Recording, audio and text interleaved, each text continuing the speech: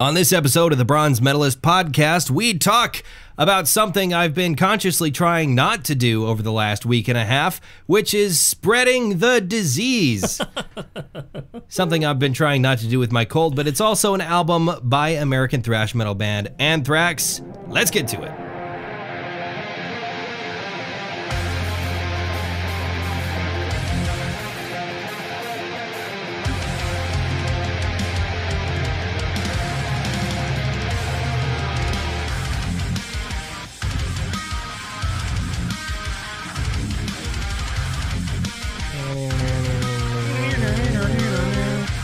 Dun, dun, dun, dun, dun, dun. Hello, everyone, and welcome back to the Bronze Medalist podcast. Why were we doing dueling banjos just then? I don't know. They didn't hear it. No. Oh, okay. Oh, yeah. You were the bottle opener as well? No, you can't have the bottle opener. You're right. You see, this is why he was talking I'm already starting. So if you were wondering, hey, why no episode last week, and you didn't see the Facebook post, right? The cough is why. Last week I could hardly even speak. I actually had to have our boss do my radio shift on Friday last week. Because he was kind of like, good. So anyway, yeah, I just, at normal amounts of breath pressure, I could not make my vocal folds vibrate in a manner with which to produce speech. And when he could speak, he kept saying things like vocal folds, which sort of, it's the proper name, right? But it still weirds me out a little. I know. He couldn't make his sound flaps tickle. He couldn't. Oh, God damn it! Sorry, man. There he goes into a coughing fit. I'm gonna be okay, I promise. It's a good thing this is a you episode. Before we get to the album stuff, it's been a busy couple of weeks since you heard from us last. It has.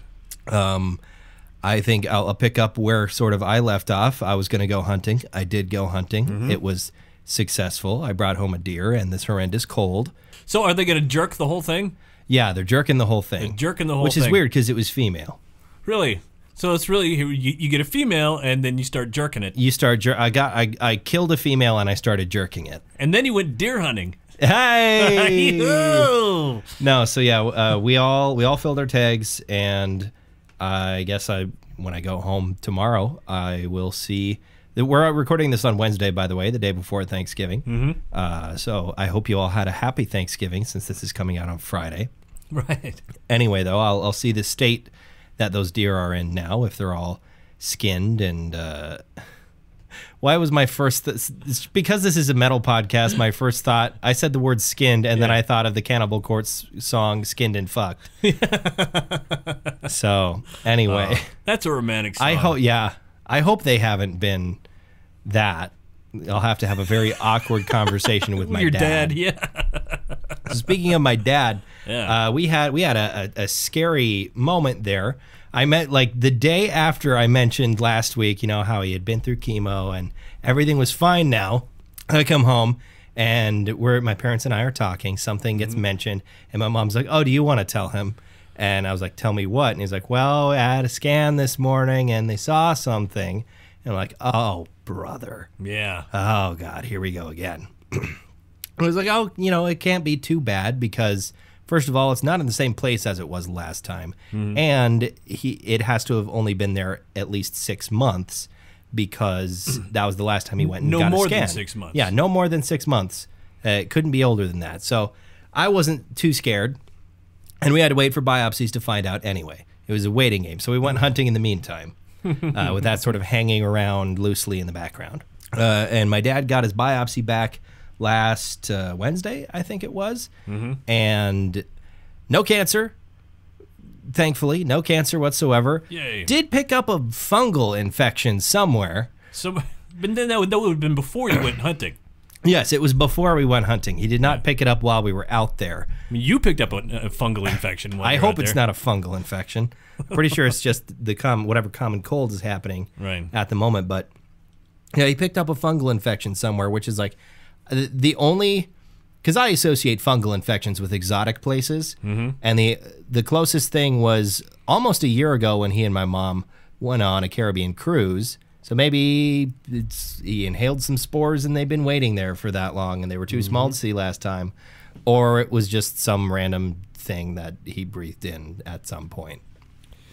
I just don't know where it would come from, because this is the sort of thing you hear about on like, it was like Discovery Health or whatnot that had those shows that was like Monsters Inside Me and shit like that, where it was like it was like House but real, right? Where people didn't know what was wrong with them, and you had the team of diagnosticians, like real hospital stories and that sort of thing. I watched a lot of that when I was a kid. I don't think about that very often anymore, but I watched a lot of those shows. That explains a bit about you. I have so much weird, completely and utterly disjointed trivia rattling around in my brain, but none of it is like, I mean, some of it's pop culture trivia. What pop culture trivia I do have is extremely focused, and then everything else is just like random scientific or historical tidbits that I know that don't come up during like games. I was playing Jackbox the other night with some of my friends, and we were playing You Don't Know Jack, which is a trivia game, and I did horribly because some of it was like real modern stuff, and I was like, I don't know what yeeting is. Yeeting? Yeet, yeet? Oh, yeet? You mean yeeting? No, yeet, where it's Y-E-E-T. Oh, I don't know. I don't know what that is either. I'm 23. Yeah. Well, I'm 22. I'll be 23 soonish. Right.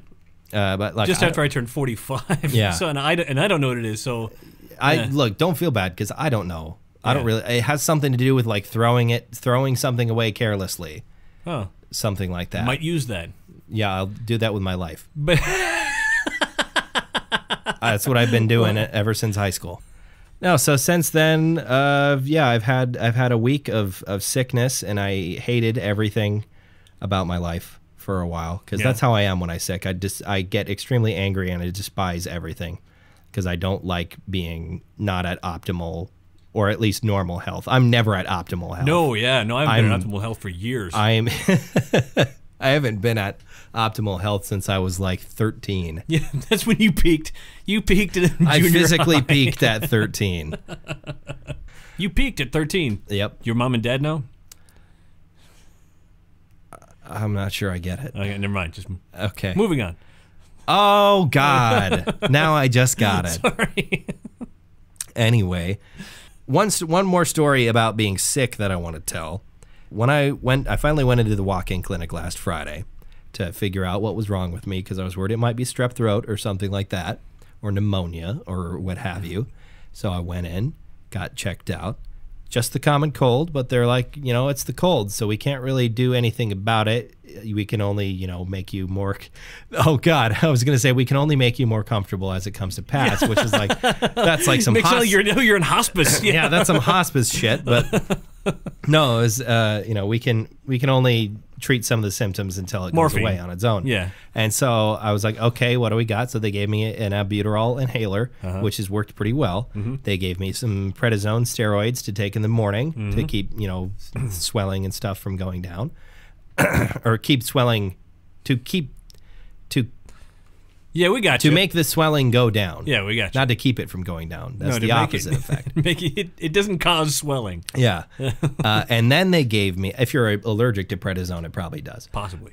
Or they asked me, it was like, what do you want for nighttime? Because you said you've been waking up in the middle of the night and you've been coughing and having trouble sleeping. So what do you want for nighttime? And I was like, well, I don't really know. What do you suggest? And they're like, well, we could give you this, we could give you this, or we could give you codeine. And I was like, yes, codeine. Give me that. That, my entire life, I've heard is just like the bigger, badder, meaner, scarier brother of NyQuil, who went to prison that one time because he killed a dude. Right. And, you can't get him over the counter because he's a big, mean, scary dude. I want that shit. I want him to knock me the fuck out so I can sleep. And never again. And, yeah, I never, as far as my experience with it, yeah, never again. Because, first of all, didn't put me to sleep. It did not seem to work. I don't know if the dose was too small for my body size. The recommended dose they gave me was maybe too small for my weight. Because he's a big guy. I'm a bigger fella. I found out what my weight actually is. I weigh 230 pounds. I used to weigh 180 when I went into college. So right, he's only 5'2". I'm Danny DeVito. Yeah. I am Danny DeVito. So anyway, I was like, maybe the dose is too small, whatever. But the problem is the bigger dose you take, the more horrible your morning is going to be, because codeine gives me a fucking terrible hangover. Yeah. And like I would wake up every morning and my head would be pounding, and I would wake up coughing because the albuterol had worn off. And so my head would feel like it's about to explode from the pressure of coughing. And it was just absolutely miserable every morning. And so finally I was like, screw this. I'm going back to NyQuil because he's never let me down. Sure. He's not some sketchy ex-con. And so I went back to CVS, got myself some NyQuil, slammed myself a little cup of that last night, and it worked like a charm. Nice. I still coughed a little bit, well, a lot, when I woke up at 4 to go to the bathroom, but that was to be expected, I suppose. But it knocked me the hell out in the first place, which it always has done. So NyQuil, I salute you. You're my best friend, and I would like you to be my best man, NyQuil. When he gets married, When I someday, get married, you stand up for. I want him to be my best man, and I also want him to be the officiant. Oh, wow. At the same time. Yeah. Double duty. I don't know how that's going to work, the way he's going to be standing there, Sure. but I think we can figure it out. NyQuil's going to sign for you. Yes. Right. NyQuil- Is NyQuil going to sign for you tonight? That's Yeah. Yeah, probably. NyQuil is also going to NyQuil's going to be presenting the rings. Ah, NyQuil will handle the marriage license and all that sort of stuff. sure. Does NyQuil have a license for this? We'll get him one. All right. He can Back take to an Rolling online Stone. course. He There can you take go. an online course. There you go. So yeah, that's been my life over the last couple of weeks. It's just been kind of like, yay, oh no, yay, oh no, yay, ah, God. So it's been fun. See, it's been fairly uneventful for me. Yeah, you seem to be all right. I'm an even keel fella. I Nothing suppose. happens to me. Although no, one thing that did happen was What pretty, did happen? pretty awesome. It was over this last weekend. I was taking the garbage down to the back alley, like you do. Yeah. And it was chilly out, but I thought, I don't need a jacket. I'm just taking the garbage down, and went down and dropped off. Came back. I'm thinking, oh, okay, yeah, you're right. You're kind of a pansy. You're getting cold now, so I broke into a trot. Mistake, because it was icy, and I went face first into the side of my house. I mean, not into the side of the house, but into the dirt on the side of my house. You ate shit. I ate shit. You ate some major shit. I did, and it was blood and swelling, and I got up and just blood just gushing out of my face. And Yeah, you still got a big old scab in your mustache. I do, and not for the fun reasons. I mean, it's just Oh, what is the fun reason? What is the fun reason? Tell me it's not what I think it is. I don't know, bloody nose. Sure. I hope that's not what I thought it was. That's not really what it is. But anyway, so I actually started laughing. Is what I'm thinking what you meant, though? Oh, of course. Okay. Certainly. God damn it. Continue. What? You ate shit. Yeah. God damn it. Yeah, how'd you get such a good dinner table? I pulled some strings. But anyway, so you... I had this big fat lip, and it made it kind of hard to talk for a few days. Are you all right I'm over just there? ruminating on that last joke that you just made. I got it, but no laughter came out. Only a look of disgust. Yeah. God. Anyway, yeah. So that's what happened to me. I'm hoping I don't have a big scar under here. If not, maybe I'll just keep the mustache. Keep the mustache. I'll just do the Kale's dad thing. Yeah, and I'll just have a and mustache for the rest of my Never life. get rid of it. Right. That's how he roll. That's how my dad do. Just mustache forever. Your mom has never seen him without a mustache. That is true. She has never ever seen him without, other than in pictures. But the entire time they've been married, mustache on the face. Wow. I'm hoping I can convince him when he retires to grow a beard, because I think that'd be awesome. Just for my dad to have a beard, I think that would be cool. Beards are cool. Because I can't grow a beard right now, so I can be like, Dad, you have a beard, and I want to be just like you. So You got something to aspire to. Yeah, because when my dad was in the hospital for when he was at home but still not going back to work after his surgery, the first go around with the whole cancer thing, or the only go around. I can say that confidently now. Yay. As of yet, the only go around. I was like, Dad, you should grow a beard. And he was like, okay, kind of begrudgingly agreed to grow a beard while he was off of work. And he was like a week into it, and just his face was so itchy, and he was like, "I gotta shave this thing." I was like, "Okay, Dad, fine. You tried." Okay, Dad. Okay, Dad. I'll tell you what, Bobby. boy, I gotta shave this mustache. Boy, Bobby. Bobby? Bobby. Bobby, I gotta shave my... Oh, Bobby. Oh, my face is so itchy. Jeez, Bobby. Oh, God. I don't even know what voice that was. No idea. That's a new character. That was kind of like a less, horribly sick version of that turkey I did at work the other day. Oh, yeah, that's right. We did 2 turkeys. And I did sort of an old semi-Semitic turkey. You were a slightly Jewish turkey. Slightly Jewish turkey. And I was... And you were crazy, oh my God, turkey. I was, oh, God. I did something like this. I don't know. Hey, that's all right. Don't worry about it. If you don't got enough liquor for when the in-laws come over, you know where to go shop. It was a liquor store ad. Yeah. The day before that, I did 3 quite long ads for a gas station in a different town, and I love doing those ads because I do sort of a slightly more country Tom Bodett voice. I don't think they sound very good. They're serviceable. Because you were kind of you had lost your voice and you were like this. I can tell I was sick, but I mean I knew that. I don't know if anyone else can tell I was horribly sick, but I think maybe on Friday when we get back, I might if I have nothing else to do, I might re-record them and put and update them to something that does not sound horrible. I've got 3 more of those ads on my desk for next month already, so I saw that. a little peek into our work lives before we get into it. Speaking of getting into it, let's get into the actual... Let's get into Anthrax. Yeah, let's get into Anthrax, and now we're on a list. Yeah. So let's talk about you and Anthrax. I always like to do this on you episodes, where since this is music that came out when you were younger, when you were closer to my age, I was much younger than my age.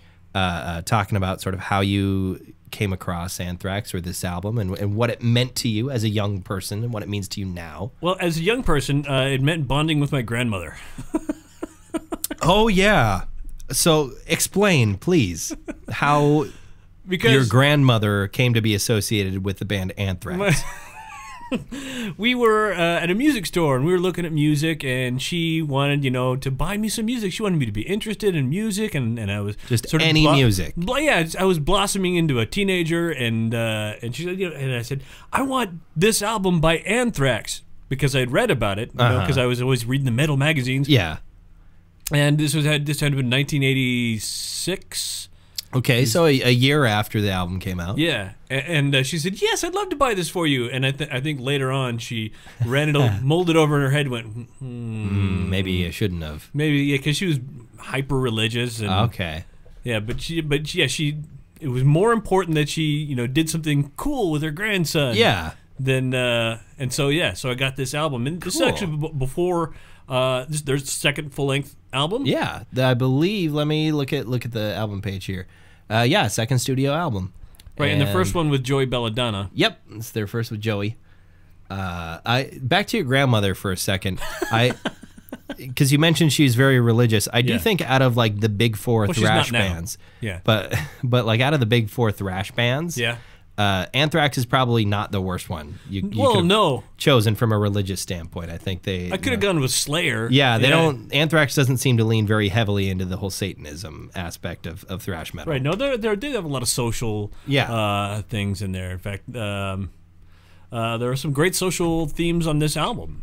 Yes, there are. I should open up the track list over here. Like The Enemy seems to be all about the Hitler and Hitler's rise to power. Right. Certainly not in a positive light. The title of the song is The Enemy. Right. If that's not obvious enough. Enemy. Yeah. The Allies. Yeah. Gung Ho seemed to be sort of like a commentary on just like people being really ready to ready to go fight. Yeah. Armed and Dangerous, I think I remember, was just kind of like a fun. That one seemed like one of the more fun songs. Yes, that is a fun song. So yeah, lots of political themes, not religious themes like your grandmother might have been concerned. No. Not so I can't much. remember if there's a Stephen King song on this album. A Stephen King song. Yeah, there's a tendency in, or at least on a couple of albums, to where they base the song on a Stephen King book. Interesting. Yeah. They had Misery Loves Company. They had Skeletons in the Closet, which was about... Could it be Stand or Fall? I don't recall the lyrics, but there was The Stand. You know, that might be the case. There's The Stand is a Stephen King book. So And that's a great song, by the way, Stand or Fall. I remember Madhouse was pretty good too. That's a fun song. Lone Justice is fun because it's about like a cowboy. It's about a gunslinger. Stephen King. Oh my God! Okay, there we go. There's your Stephen King. Yeah. Possibly, probably. Yeah. Is about the Dark Tower. Okay. So yeah, there's a lot of fun on this. Any other notes, I guess, about your history with this album or with this band? Well, I originally had it on cassette, and then, yeah, I know that's. Oh, you're so old. Yeah, Those last two were real. I didn't catch that. Yeah, I was being punished. yeah, I know. Those last two were real. Let's see. Other than that, no. I think I got this eventually on CD. I bought it on my own. Grandma didn't buy it for me. Your grandma. That would have been hilarious if you were like, eventually you were like 25. You're like, hey, Grandma, remember that Anthrax album you bought for me a while ago? Can you buy it for me again, but this time on CD? Oh, sure. Or I think she bought probably. Oh, buy your own damn CDs. You're 25. You're 25.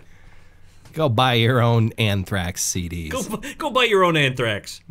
And we're back on the list. And we're Wow, you all right? That's some good beer. It is great beer. I love me some IPAs. Yeah, me too. I like them when they're sticky like this. What do you mean? I mean, if you drink enough of it, eventually you get that sort of sticky film in your lips. I suppose. Oh yeah, you're right.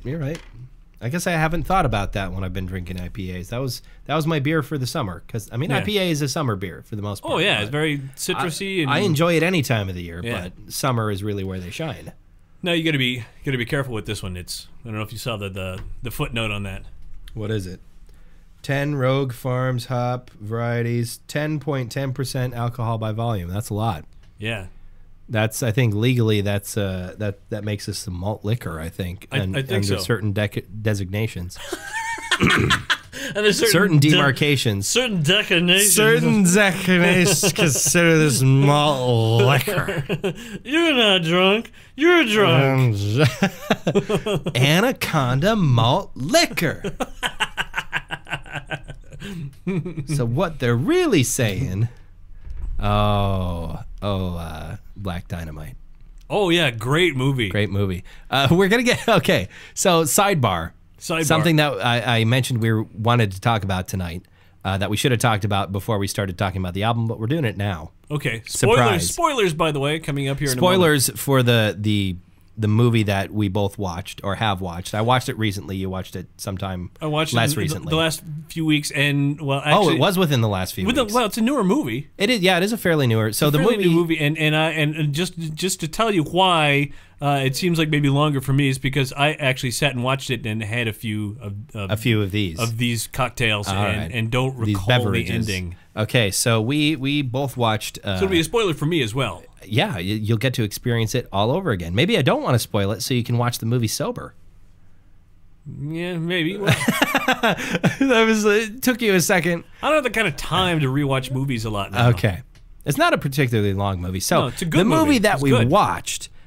We both watched a film by Scottish director Lynn Ramsay. Yeah. It's called You Were Never Really Here. Right. It stars Joaquin Phoenix as a extremely traumatized hitman, private security consultant. I'd say both of those. Former a mix. soldier. He's a former soldier. I believe in the book it's based on, and very, very briefly in the film. They never say it out loud, and it's not entirely obvious, but he was also in the FBI, which is so he's extremely traumatized by the things that he has seen through his life. He was horribly abused as a child. Both him and his mother were abused by his father, and so he takes care of her now. She seems to have some sort of mental illness of some type, and so he takes care of her.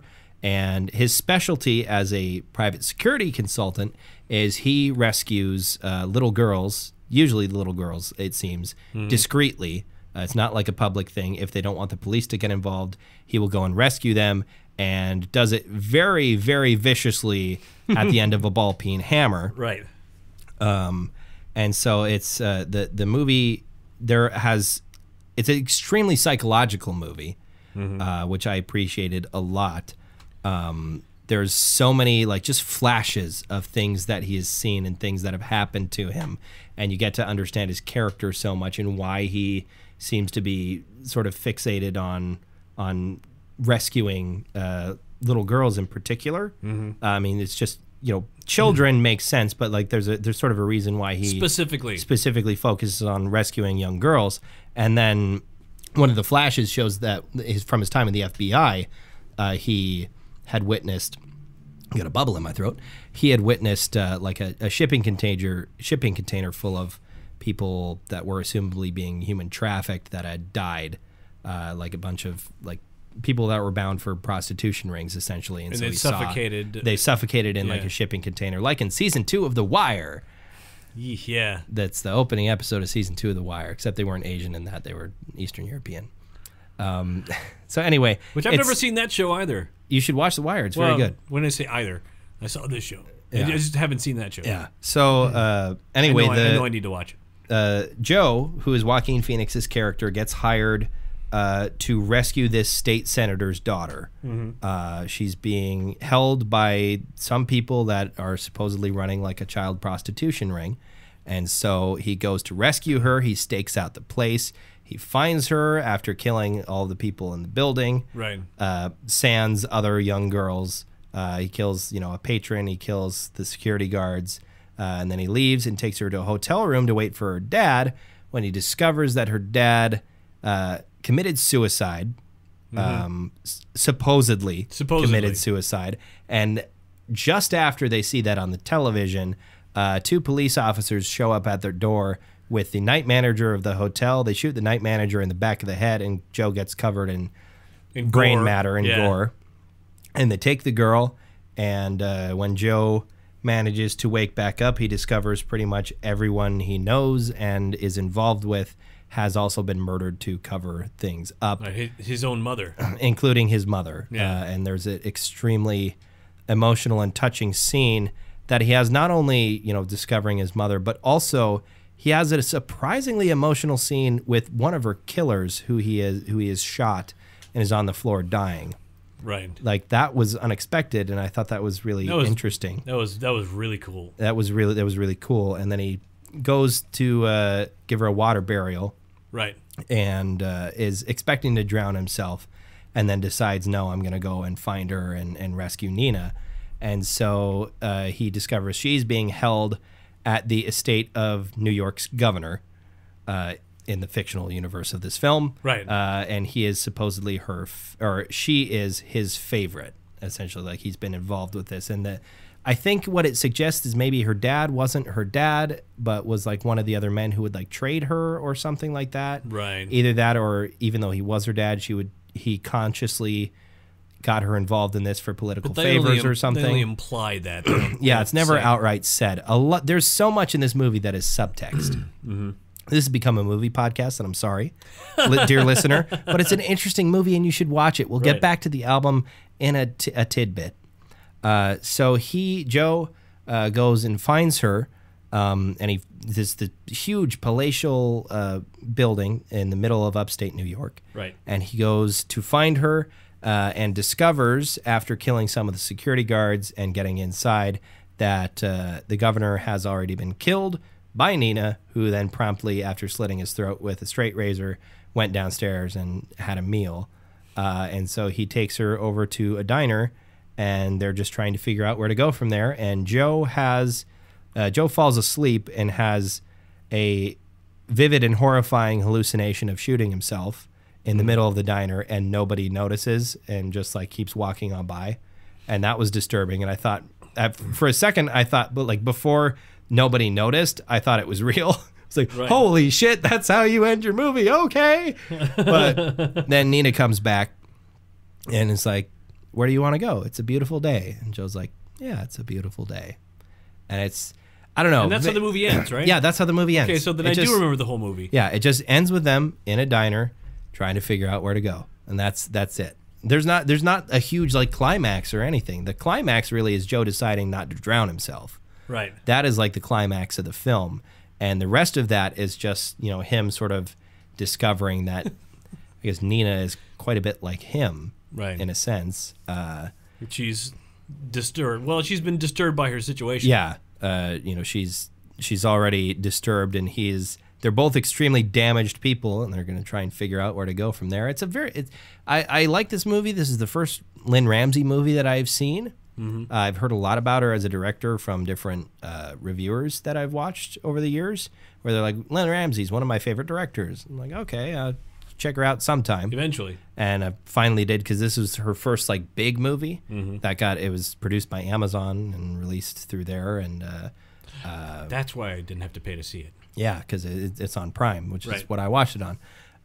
So yeah, it's a good movie. Now that we've talked about that, No, what was the last Anne Ramsey movie you watched? the last Anne Ramsey movie, Yeah. I would make a joke if I knew who that was. I've only seen 2 movies with Anne Ramsey. It would be Throw Mama from the Train and Goonies. Oh, is she? She's the mom in both She's the of those. mom in Goonies. Okay. Yeah. Now, Get 'em, boys! Yeah. Yeah. it's been a little while since I've watched Goonies. I've watched it like 7 times, but it's been a while. Anyhow, the Anthrax. album. Anthrax, the album we listened to. Sorry, this is an experimental episode of the podcast. Now the rest of it in Dutch. I already took the NyQuil. Oh, did you really? No. Oh, okay. No, God. I would love to watch this. If I already took the NyQuil, I would probably be asleep by now. I would love to watch that. I would love to actually document you falling into just dismal just sleep. slowly, anyway, the album that we listened to. Things that NyQuil has in common with this IPA, NyQuil is also 10% alcohol by volume. Is it really? Yeah.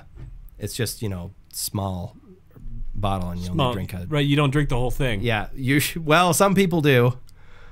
You shouldn't. Well, yeah, when I say you don't, I mean you who follow the directions. I did once, as a stupid young man, take what is called the NyQuil challenge, which is drink as much NyQuil as you feel comfortable doing. I don't know why I was doing that.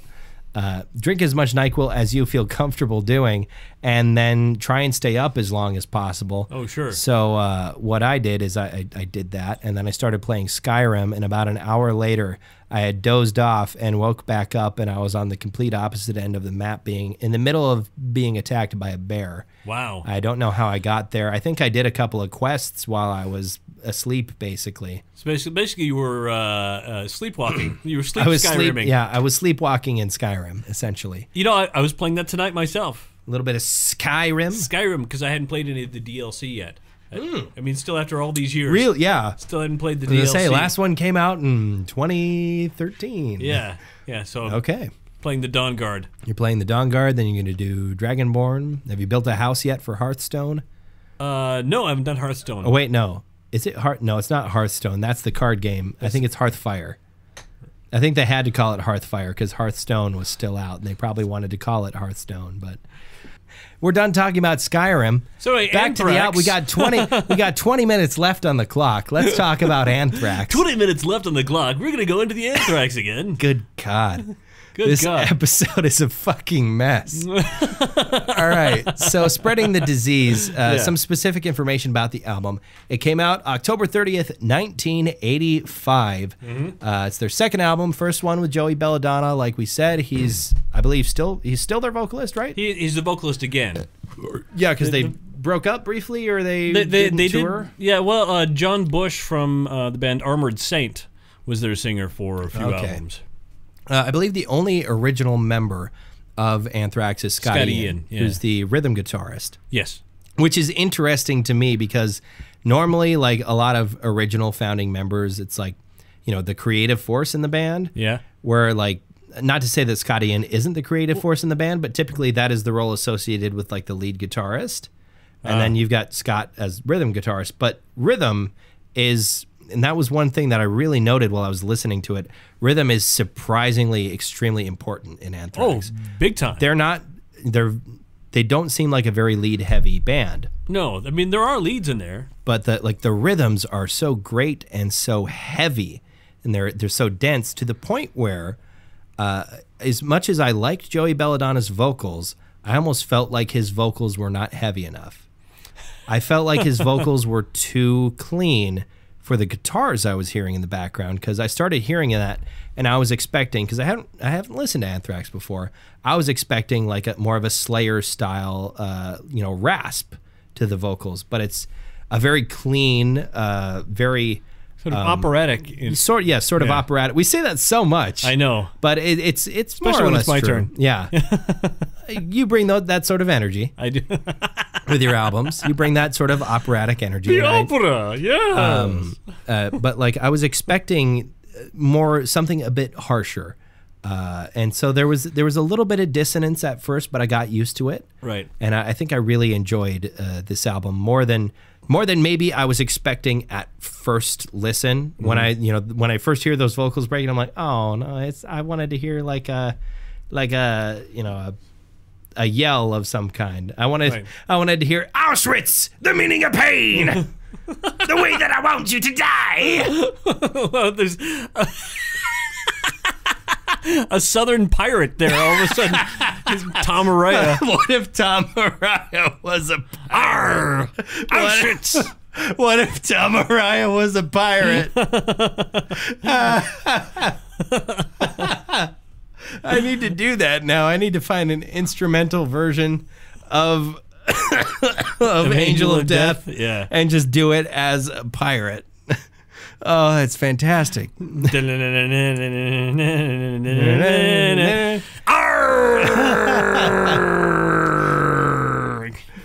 Oh, that's great.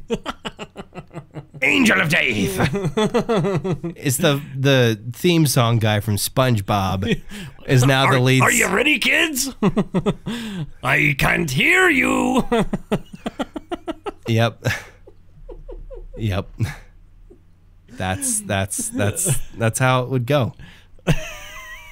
So yeah, I was expecting heavier vocals. No, yeah, Joey Belladonna does some very good. Oh, he's fantastic. Singing. He's a great fantastic. singer. It's just not what I was expecting, but he's phenomenal. He's great, and I dug his vocals. There was a dissonance at first, but I got into it. That's because you're not accustomed to that sort of thing. Yeah, it's true. And there really wasn't a whole lot of precedent for that at this time. Absolutely, especially in mid-'80s, because it wouldn't be until the late 80s that really death metal and I mean, there was harsher some, vocals. but it was really underground at the time. Well, yeah, and like hardcore punk was really more where you would hear shouting and sort of more raspy type stuff at that point. Which one of these times I'll have to introduce you to a band called SOD, which is Scott Ian's sort of side project with the original bass player Dan Lilker, who went on to be in a band called Nuclear Assault, if you're aware who that is. I think I see. Yep, down here on the album page they mention Nuclear Assault. Lilker, who had joined that band. Right. And they also founded Stormtroopers of Death. SOD, yes, exactly. Oh, that's what SOD stands for. Okay. That's what SOD stands for. Yeah, and a guy named Billy Milano is the vocalist there. And it's Charlie. And I thought Charlie was an original member of Anthrax. List of Anthrax members. Who are you were thinking of Charlie Benante? Yeah. Drums, percussion since 1983. So Scott Ian says 1981. So I guess that 81 was when the band. So maybe a couple of years, and yeah, it was Scott and his brother, and some other people who you don't know. Yeah. Scott Ian is a name that I do know. Well, yeah, you know him from like a lot of Nerdist stuff. I don't know if you. I haven't actually really listened to a lot of Nerdist podcasts. Oh, okay. Part of what I know Scott Ian from, and an interesting side note about him, and another side project that he is involved in, is it's currently on hiatus, but there's a side project called The Damned Things, which features Keith Buckley from Every Time I Die on vocals, I believe guitarist and bassist from Fall Out Boy, interestingly. Really? Scott Ian, doing his thing on guitar. And then I think it's one of the guitarists and the drummer from Fall Out Boy. and then the bassist from Every Time I Die. and it's a super group called The Damned Things, and it's like a southern metal, southern rock type thing. I totally want to hear this. I seriously want to hear this. I listened to it very briefly, and it's like, if you think of any Every Time I Die song that leans more heavily into the southern rock aspect of their sound, which I love. Yeah, and it was a lot more prevalent on some of their earlier work, but like if you think of the songs that lean most heavily towards that sound, that is the core of The Damned Things, is that, southern rock, southern metal. And I like that they make you say that. That's the core of The Damned Things. That's the core of The Damned Things. Yeah, it's that is the core of their sound, and I enjoyed what little I listened to of it. It was the other day when I checked them out very briefly, and then went back to Anthrax. But I think that's something that's worth checking out. It's a cool side note in Scott Ian's career, right? And it's just kind of cool that it's like these three very different bands. You got Fall Out Boy, which is super popular now, basically just pop rock. Used to be pop punk, whatever. Super popular band, although it was formed kind of in Fall Out Boy's hiatus where they weren't really making music, and then they came back and all the accusations of selling out, which I won't get into. Let's not be silly here. Let's not be silly here. They sold out. Let me tell you the truth, though. If I was in a band now, which I'm not at the moment, and somebody came to me and said, "Hey, we want to pay you a whole bunch of money to play music for a living. You can quit your day job or whatever you were doing. You can stop making Cinnabons over there, and you can come and you can just play guitar and sing on stages all over the world. But you just have to change things up a little bit and make a slightly more popular or more appealing version of the sound you have. Can you do that?" And I'd be like, "Yep." Yeah. Yes, I can. You have kids to feed. I got kids to. I Yeah. have 5 children. You've got children to feed. I mean, well, your oldest child is. I don't know if you're paying to feed her. No, she feeds herself. Yeah. She feeds herself at this point, but you've got 4 kids to feed. She's still on my insurance. Well, yeah, she's not old enough yet. I'm not old enough. I'm not on your insurance, but no. I'm on my dad's insurance. Look, son. I'm on my dad's insurance. Cough, cough, cough. I mean, that's what paid for the doctor visit when I went to get my good drugs. Also, the bad drug, which is codeine, which is not good. I'm starting to lose my voice here a little bit.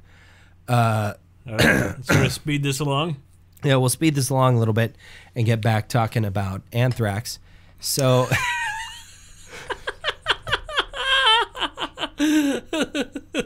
The only single from Spreading the Disease was Madhouse. Madhouse, which is a great song. It is. It's time for medication, Mr. Brown. Yeah,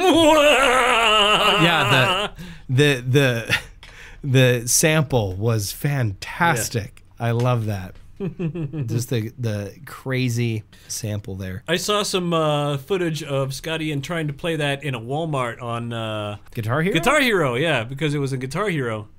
And somebody was standing behind him because he was failing miserably. Well, yeah, I remember the video of Dragon Force trying to play Guitar Heroes Through the Fire and Flames, and they couldn't do it. No, you can't. But I remember the guy standing behind Scott even saying, "You shouldn't have written such a hard song 30 years ago."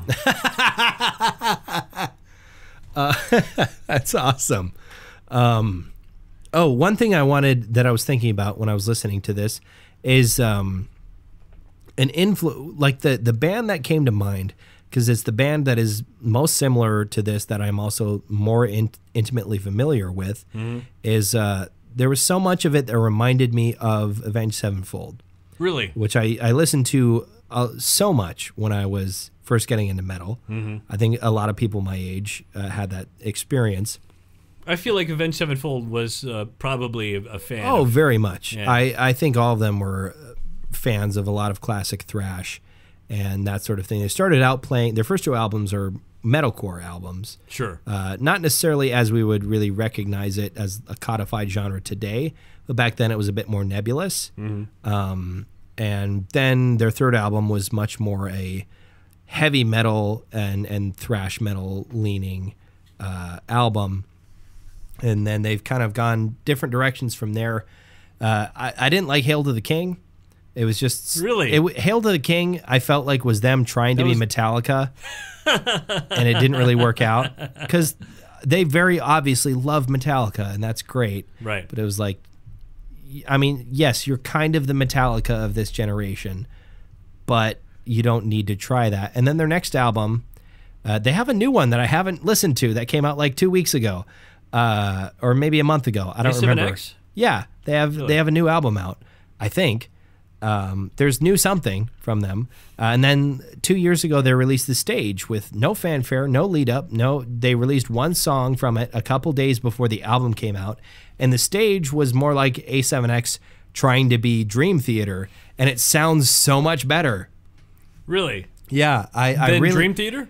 No, it doesn't sound better than Dream Theater. Oh, okay. But it's A7X embracing a little bit of creativity instead of more commerciality, or at least more generic stuff. Like The Stage was creative. It was a risk, and I appreciated it for that. Speaking of Dream Theater, thank you, by the way, Jonathan, for bringing this to my attention, because I'm very excited. Jonathan, one of our fans, Dream Theater just announced. To John. Yeah, kudos to John. Dream Theater just announced that they are on their next tour doing a 10th anniversary tour for Metropolis Part 2, which is my favorite Dream Theater album. It's one we've talked about on the podcast before. Me and Jaron talked about it. We both really dug it. Like I said, it's my favorite Dream Theater album, and they're performing it in full on this tour, and they have a date in St. Paul 6 days after my birthday. In March. So I'm really pumped. I'm definitely going to that show. I'm going to take some time off, go to that show. I'm very excited for it. My question is, I wonder if they let us both go. Well, we're on different stations. That's a good point. So it's different fill-in people. So if we both decided to take time off at that, it would be different fill-in people to start with, because Tom doesn't fill in on GO, right? Yeah, so it'd be... No, you're saying foreign stuff to the listeners. Foreign, yeah, sorry.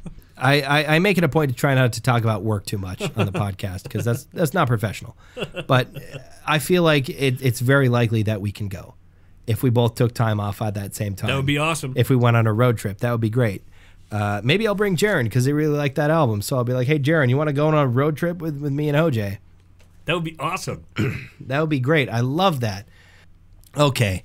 We're at 56 minutes. We tried to talk about the album. You lost your voice. I lost my voice. I lost my mind. I've lost my voice. I've lost my mind. I don't know if I've got the time to something rhyme. So I think the point is, great album. Go and check it out.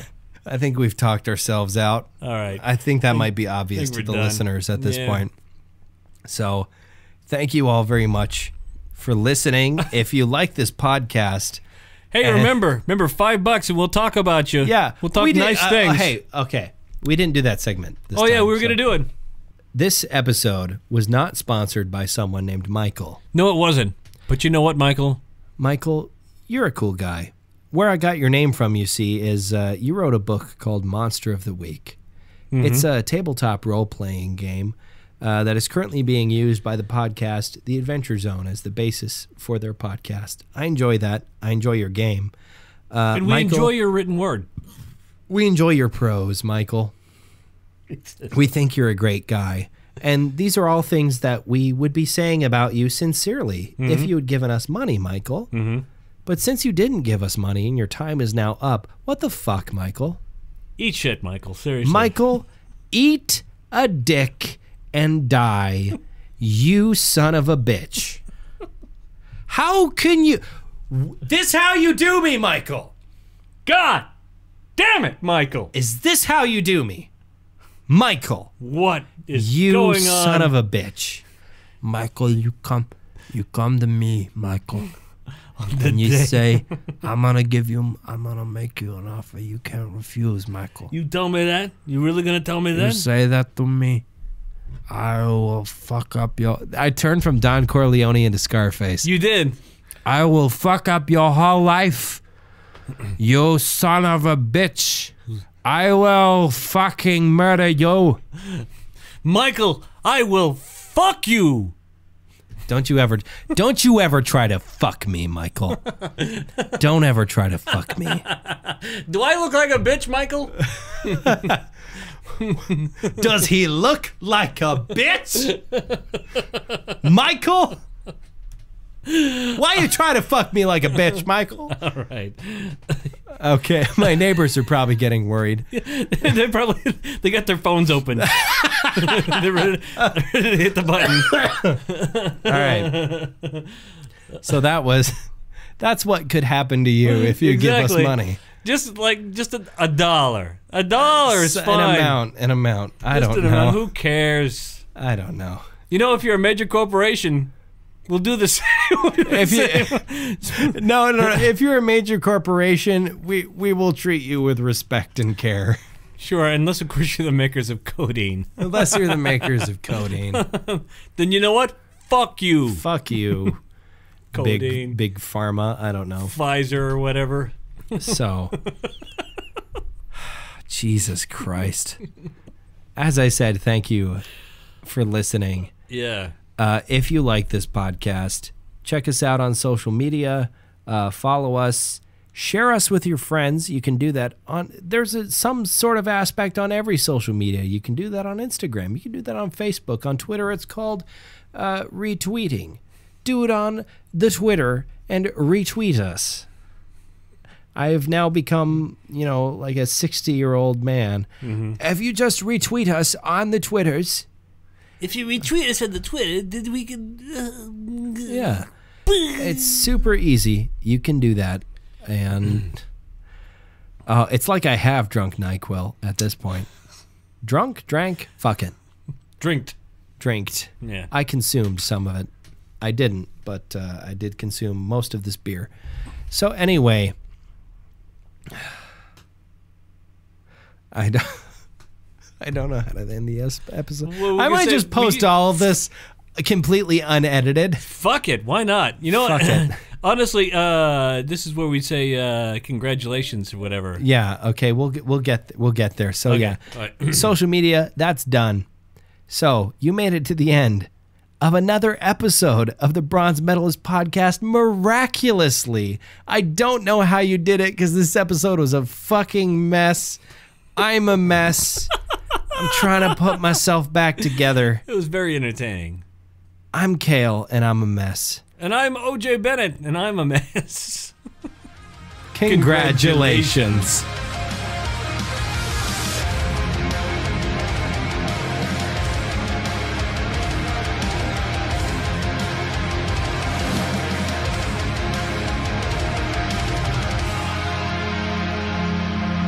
Yeah, actually, I got to the point in the Dawn Guard where I'm trying to. Oh, what am I going to do? Am I going to be a vampire hunter? Or a vampire hunter? Right, and then suddenly, as I'm leaving, this cavern, it's everything flashes and says, "Oh, you can feel the sun." You already sun got. Rising. I already have it chosen for me. Well, you can still be in the Dawn Guard. It's just they would be like, you have to go cure your vampirism. Talk to this guy. And that's how that happens. Oh, okay. Because if you're already a vampire by the time you show up and to join the Dawn Guard, which is the only way you can start those quests, right? Is you can't start it off from the vampire perspective. You have to start it off from the Dawn Guard perspective, and they'll be like, you have to go cure yourself. We don't want you to be a vampire, and so you go do that. Either way is a decent ending in the Dawn Guard DLC. Like none of them is particularly negative. I won't spoil it for you, but... is one better than the other? Not really. I wouldn't say. It sort of depends on your point of view. This is the video game part of the podcast. It sort of depends on your point of view, I guess. Either way, a certain character is out of the picture, and another character is... No matter which path you choose... it's not really a spoiler to say, but no matter which path you choose, Serana is basically by your side the whole time. No, either way? Either way. Either way, you have Serana by your side. Either way, Serana hangs out with you. Okay. And she's cool, but you can't marry her. Oh. Which is sad. But she has a very good reason. not to want to marry anyone. She's a blood-sucking undead? Well, I mean, it's related to that. So we're going to get deep into the lore of the Elder Scrolls here for a second. So vampires were created by